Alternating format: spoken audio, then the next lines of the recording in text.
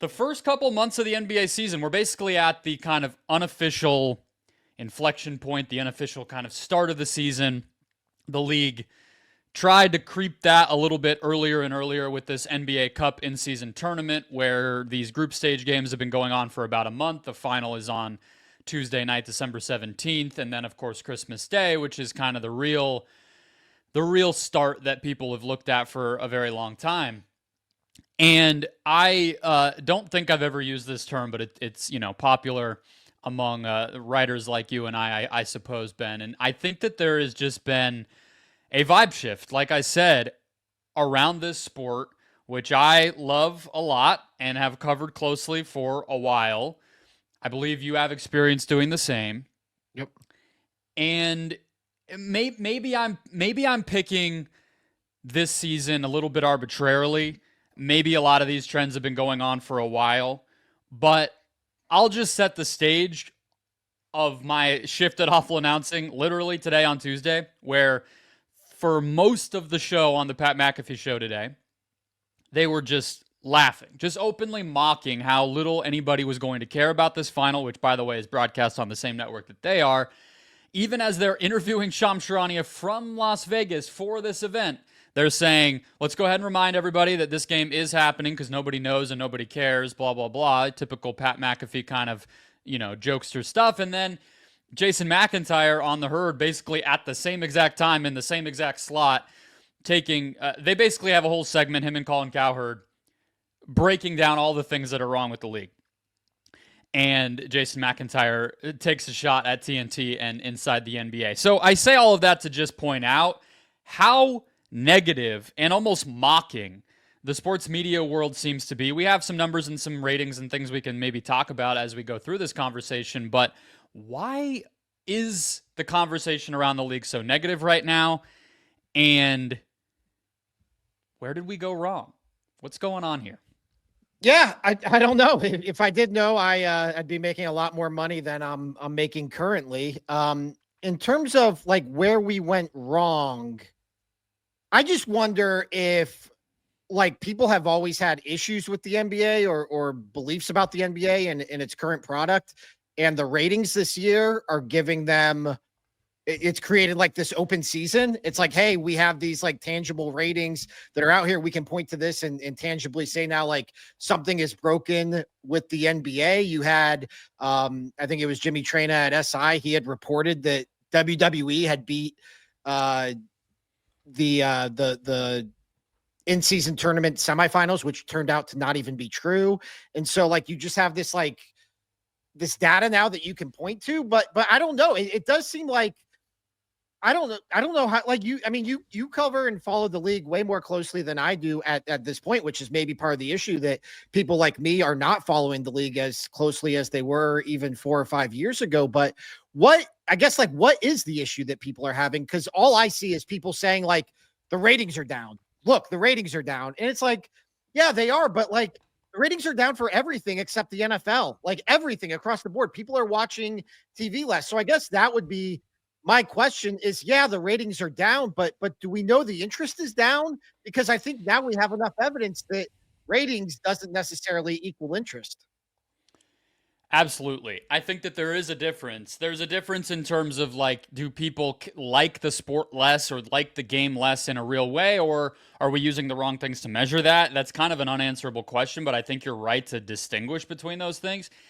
As far as like the viewership side of it, though, and those types of things, like obviously that matters for the business of the sport and probably eventually could affect the popularity side of it, right? Like even if maybe there's this generation of NBA fans who are still viewers and consumers of the NBA from a time where the viewership backed up that they were engaged. Maybe they still exist, but they just watch it on social media or YouTube or illegal streams or whatever the case might be, but they still are out there.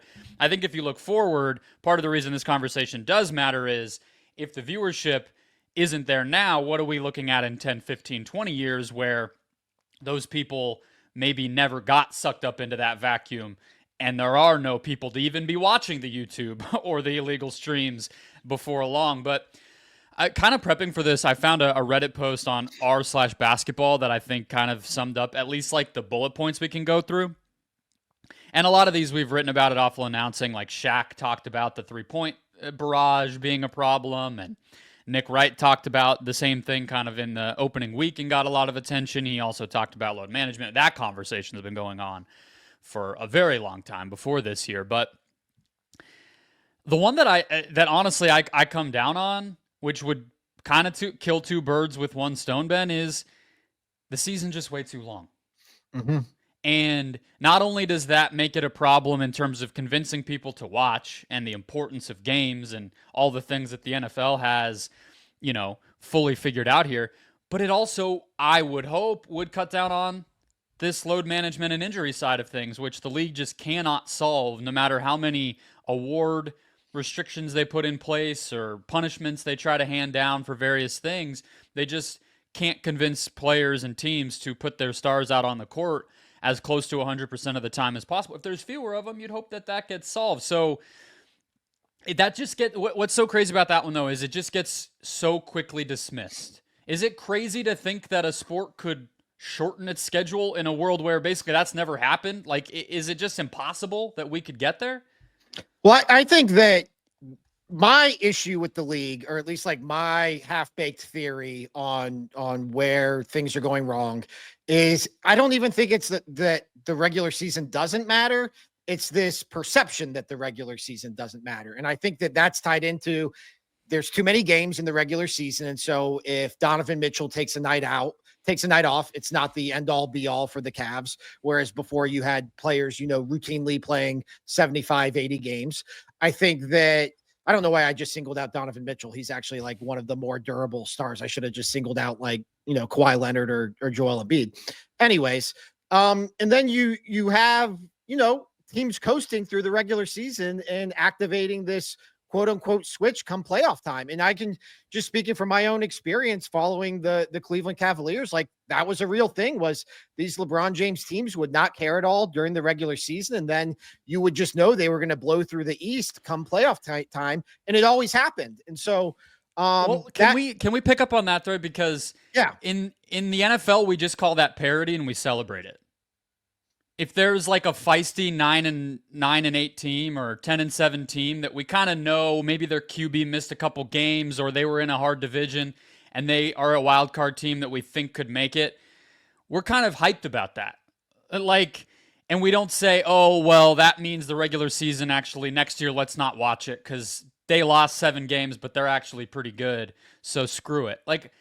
That part of it has always been a little strange to me, where the NBA is chasing this whole ideal of parity, and yet they kind of get there, and you see the Miami Heat in the finals 2 years ago, for instance, as well, and then it's like, screw it, we don't need to watch. Well, how do they win here? But I think the NFL, you don't necessarily get that parity. I mean, the NFL, by and large, the best teams typically win the Super Bowl. I mean, it's one of a few teams from a group of teams. I think it's pretty fascinating. The NBA, for most of my life was pretty dynasty driven. And now we're at this point where 6 straight single champions, like 5 straight single champions. Like we haven't had back-to-back champions since the Warriors in 2017, 2018. So do you think that, I guess the NFL has week to week parity, but not big picture parity, right? Right. Is that hurting the NBA, do you think? I think to a degree. I think that, I don't know how much people like you and me, we think the Oklahoma City Thunder are really cool. I mean, maybe you don't in Phoenix, but people tend to like the Oklahoma I City. love it. I love the new up and comers. That's the fun part of this. Yeah. Yeah. I agree. That's I've been in on this Thunder, rebuild for 2 or 3 years now, and it feels rewarding to see it pay off. But I also don't know, is that grabbing as many people as the big 3 Miami Heat did, or that the Warriors, mini dynasty did in the mid 2010s? I don't know. That's always been a big Colin Cowherd thing, right? Is dynasties. And I've never found a way to quantify that year in and year out. Viewership during those Warriors years was really high, even though it was Warriors Cavs every year, and people might have gotten a little bit tired of that. And the last season of that was a bad, 4-game sweep with LeBron screaming at J.R. Smith and then everything going downhill from there. But it's also hard to use that and lift that up because that was also right before COVID and right before all these viewership changes that we're seeing everywhere really started to take effect when we all spent 2 years in our freaking houses. So it's like, was that just the last kind of hurrah of this sport being popular for all the reasons it was always popular, or was there something about Golden State being that dynasty that really did it for people? I guess we don't know that, but yeah, and look, in terms of viewership, I think that we should get to some of that, right? Because the NBA Cup, you mentioned like the WWE versus the semifinal kind of debate here, but in general, those games drew fewer than 2 million viewers. I mean, that is abominable. And however, I'll just say that mirrors like national TV for the past few seasons in the NBA, right? Right. But the group stage was up. Some of those are national, some of those are local. Local ratings were up 8% last season overall, as more and more of these teams go to like free television. Attendance, which I checked on before we started recording, record high last season. And some of that gets juiced because, we know how that all works. But it's not like this, like you mentioned at the very beginning. There are also numbers that tell us, not just the black box of the internet, but like there's numbers that tell us the sport's in a good spot in other ways, maybe just not those press releases that ESPN and TNT send out. But we're also talking, Ben, on a week right before Christmas Day gets absolutely stolen out from under their grasp by the NFL. And I thought Bomani Jones had an interesting take on this, which is that was kind of that was the marquee thing the NBA had. Even if you don't care about like the viewership that day or some of the business side of it, that was just like a thing that they were associated with. And I feel like there's fewer and fewer of those. That kind of goes in with the conversation of the regular season just feeling like the doldrums that you're waiting until April when you'll really care. Not even having Christmas now, and this NBA Cup seemingly not really sticking with people yet. It's like they don't have that thing. And I think that just kind of adds to the vibe of like, what's really going on? What do I cling to? What matters? What do I care about if I'm a fan, even if I like the sport? Well, I'm just like, as we talk this out, I'm just coming up with like half-baked theories. So let me throw another one at you. Are we just in a post LeBron James lull right now? Because there was a lull when Michael Jordan retired. We had this whole thing. Who's the next MJ? Who's the next MJ? We went like 5 seasons until LeBron came around and Kobe was establishing himself. And we just didn't have that marquee star. And I wonder if we're just lacking that marquee star because LeBron James is not relevant to the NBA title picture. Steph Curry's, past his prime. I look at a guy like, you'd probably point to like Anthony Edwards, but maybe Anthony Edwards is just Vince Carter. Like maybe he resonates with diehard NBA fans, but he's not resonating with the general public. And just looking at this from a pro wrestling perspective, like pro wrestling is a star-driven industry. And I just wonder, even though, again, people like you and I can look at Nikola Jokic and Giannis and think of them as big stars, I don't know if they're crossing over the same way LeBron James and Kobe did. So I just wonder if we're at a point now where we're just missing that guy to carry the torch from LeBron now that LeBron's kind of faded out of national relevancy.